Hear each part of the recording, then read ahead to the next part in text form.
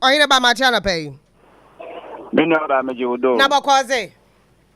Yankopon na mama ye pa. No anya won bi. There in the yabana na adwen do obey kwa no bia no road no vote no road no vote. Oba ndan na ho a wo hodze. Abana na adwen do obama kwa na was one pin makwa ni ombado. Menya menda wase na minche wese finala. Se eba mfantima na nkanka Mankessim obron bia owo Mankessim awofan Edumadze. Oye fide ya otwemi ya na mami ofilemense for oye mese begoni wo mfantima ni oye na adwende ne ina rosa owo Mankessim na no nkwado na oye maybe oye Minister of Environment ana Mpachenyo. Also olehwe ni na wuro so wo Mankessim na no nkwado etwa no we sei na olehwe ma we tum we twado ne wa hwe na odikota legodo na waye bia wo nimpeso no da nankase ba bi otin na we twetwa no kwa na edu Edumadze oye oburuman kwa efen n'enyim wo mo na fide na contract no de ne kan bebe so dan ko be bo twado net memfo a webwebe stores wo oburuman kuma efenya ne dan na asin na won na wo bebe gina kwano mu de wo ntie ma contractor nda so ombe mo twa kwano do no mfo nguo me nsu ntane hwano ya atacheme wona woto ade na wona woto ade womble wo hene mama mtu wase oyaza otaye no obeya odedada hwan nti na wo se wo ntie ya na ada abasama Mene timemofun wasi mamin oyade otaye obotwa kwano do lugu kana ori baba ye nende odbogu oma beya se bin seminotula 2020 na NDC peace awofan demonstration oye na agenda nko ori botwa kwan MPP mechebe gwanyi na afeso executive members na wo party mo fantsman han woni na wo bebe dina kwano de de won chairman honorable Jameson na nka na oye peace de ma NDC 2020 ombe mo twa kwano mfa ma ginenu miyam na ade chala mami ofremense for boshema we be bo twa kwan obapemende be ya afia wo twini kwan wankasa wa up till now. 2020 they undo 8 years, but a part from 2016 till date. One shot down your kwan nehe. 1 year kwano do she. 1 year kwano do she. 1 year kwano do she. Ne de minti I might name fun wasi samamin so pedo bebo kwan no de ma o make sure the other bobe or the bebo go or the quota so be si wo ma o kwano do wiala or the bibiale godo. Nya de o bebo kwano do no that to ne wakwa aka da time on opian ne wataso or the quota of the bebo godo. No de minti na fide seba Mankessim obron wo oye Edumadze timemfo won what go ntie me ma mami oflemense nda so me mo twa won kwan amfan to mo ne wa ba bo twa kwan no do mpra he wei kan wan pia nani odekal no besi won we twa do no we je hoko no we je ho huntuma na we je ho no do ko na we je huntuma won na woton etam na din na pepenyi bi wo asaha otonton laces na din na wo ho mu na se bobo twakwan do wi na se mfama loba papa ne tam white na onfama pado no de egudem onfama gu ne bia ne port no no de egudem no cheda wo twakwan ohene ba cheda wo twakwan no po wo ngudusu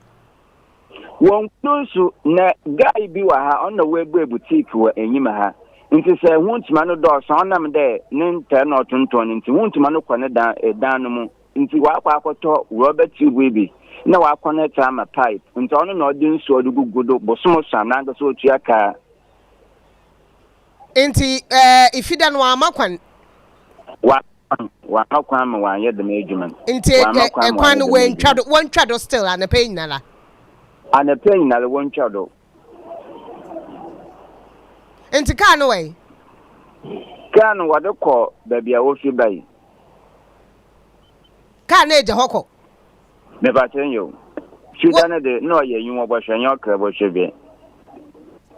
penyin biara so amba ho nyu ambezi nkomoda bia easy yere ba ya ba ba ye oye de bia oye dada oye hu former assembly mama bi de o we bebe gina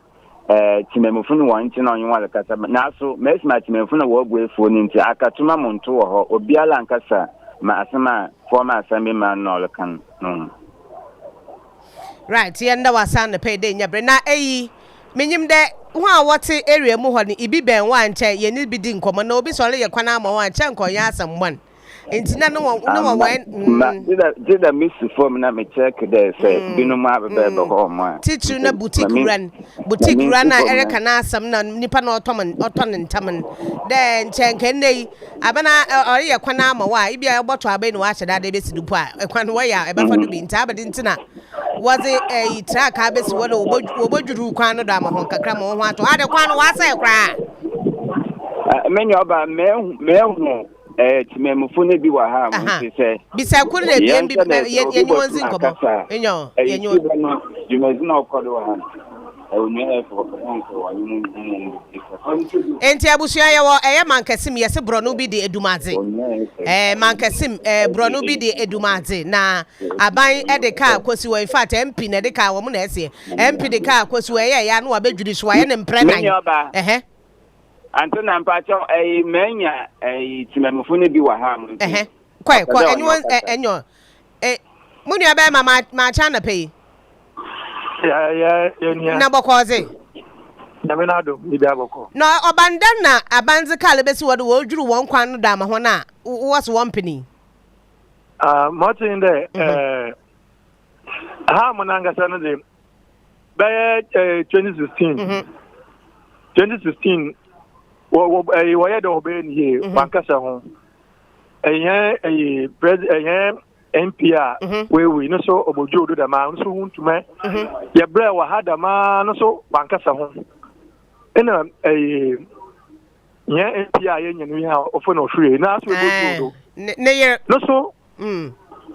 obojo do no so huntuma bebre wan fansu insu tanka kumpa mugudo da yana ya bre wa ha ma de zugudo na so mo sa so ma be the same thing na ma sen akwa what we be kwan na bi say dem won dem ha we ba wa he so oboju gra na nche we na machine we ba impa okay machine la we boju do 3 times ni na on fa bibia on fa nti dem ma ota se tuma wa nyanga se awata da na fi hunto na agba kakra wonje me nyanga sa me penani because want to me so what my ye father tell the court na and them all say the ba them tuna my stop on na kwanu wasa ya no first time I in the kwanu wasa ya kwanu on say ntini wo bodwuru do na wo dwuru do wa ya de na wo dwuru do enti bi say won ye bi say man no kite machine de na wo hwe kwan ya wa say be ja say bebre won ko yo ho mumum won ko yo ho mu ha de on ye hwe pendama enti kopem de wo bo hu kotal na ababai one pen mo njuru du bio yan pen mo njuru chire ehun de kotal na material so wodi be yejuma no o ha na ebutu apen ho ento na abezo ho first time why be why you come 4